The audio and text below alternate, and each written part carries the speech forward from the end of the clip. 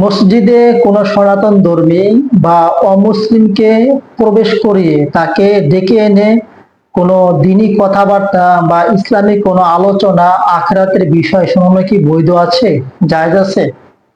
প্রিয় ভাই, কোনো অমুসলিম ব্যক্তিকে মসজিদে ডেকে এনে বা তারা যদি স্বেচ্ছায় আসে মসজিদে এসে তাদেরকে ইসলামিক কোনো আলোচনা বা কোনো কথাবার্তা শোনানো, এটা সম্পূর্ণ বৈধ, জায়েজ। এতে কোনো কোনো হক্কানি উলামায়ে কেরামের দ্বিমত বা বৈপরীত্য নেই। কারণ সাধারণত শরিয়াতে বা ইসলামের দিনী কার্যাবলী মসজিদে সাধারণত সংগঠিত হয়, যদিও বর্তমানে একটু ব্যতিক্রম। অনেক মসজিদ কমিটি বা এলাকাবাসীরা তারা নিন্দা করতে পারে, তারা এটাকে তাদের ভিতরে একটা খামখেয়ালি মনে করতে পারে। তো তাদের খামখেয়ালি বা তাদের ধারণা তো আর ইসলাম নয়। মসজিদ কমিটি বুঝতে হবে, বর্তমানে মসজিদ কমিটি হুজুগে বাঙালি বা হুজুগে মুসলিম হলে তো আর হবে না। জায়েজ আছে কিনা বা না জায়েজ আছে কিনা সেটা দেখতে হবে। রাসূলুল্লাহ সাল্লাল্লাহু আলাইহি ওয়াসাল্লাম ও সাহাবায়ে কেরামের মাঝে এরকম বহুত ঘটনা আছে, অমুসলিম ব্যক্তিকে মসজিদে বসার সুযোগ দিয়েছেন, মসজিদে আলোচনা করার সুযোগ দিয়েছেন। কারণ আপনি যদি তাদের প্রতি আপনি সহানুভূতি না হয় তাহলে কি হবে?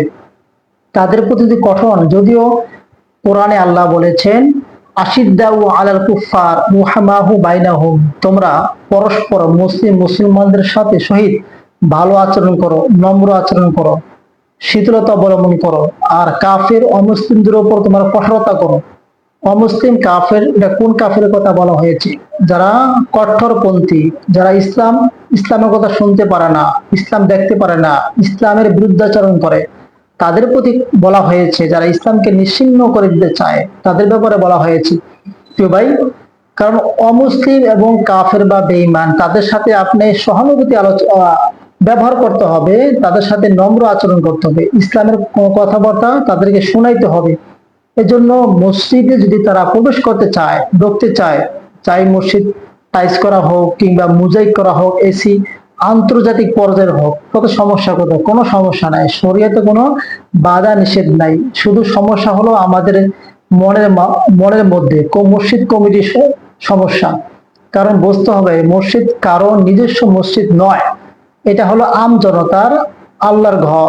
অতএব আল্লাহর ঘরে সকলেই, ছোট বড় বৃদ্ধ বয়স্ক সর্ব শ্রেণীর আপামর মানুষ এই মসজিদে প্রবেশ করতে পারবে, এটা ইসলাম পারমিশন দিয়েছেন। আপনি যদি ইসলাম মানেন তাহলে এটাও মানতে হবে।